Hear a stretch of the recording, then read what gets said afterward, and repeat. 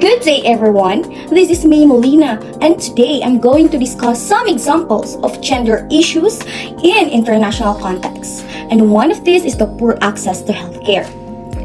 Globally, women have fewer opportunities for economic participation than men, and less access to basic and higher education, and greater health and safety risks, and less political representation. It isn't surprising that people living in poverty have less access to quality health care. But it's not just a symptom of poverty, it's also a cause of poverty. This is particularly true for women and girls, as gender inequality contributes to high levels of female mortality. Each day, almost 1,000 women die from preventable causes related to pregnancy and childbirth. The chronic absence of healthcare, combined with the ongoing unnecessary loss of so many women, result in massive negative impacts on families and communities. And children of sick mothers are less likely to access healthcare themselves.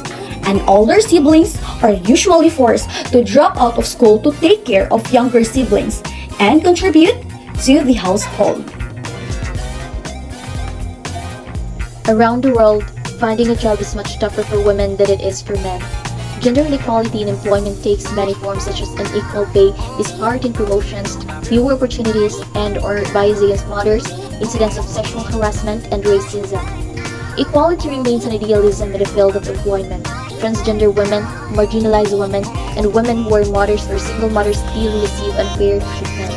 These are shaped by the societal norms and standards that result in inequality, where men undeniably still dominate the industries that is likely to engender unfavorable work environment and harmful stereotypes for women.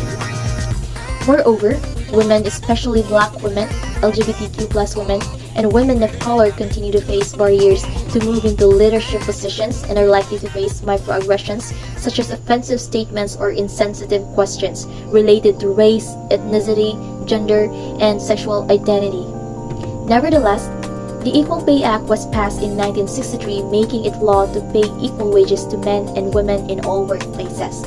The Civil Rights Act of 1964 granted equal rights to women in all areas of employment and was amended in 1991 to allow women to sue employers for sexual harassment. However, despite the federal law against gender inequality and discrimination in the workplaces, gender inequality continues to persist even today. Although gender equality is a human right, women and men still have unequal access to opportunities and the ability to make decisions in our environment. Globally, women have fewer opportunities to pursue basic and higher education. Education is an important area of attention. Despite global efforts to achieve gender parity in education, girls continue to make up a larger share of out-of-school children than boys. In the developing world, almost 1/4 of girls do not attend school. Families with low resources that are unable to pay for expenses like tuition, uniforms, and materials for all of their children would typically give priority to their boys' schooling.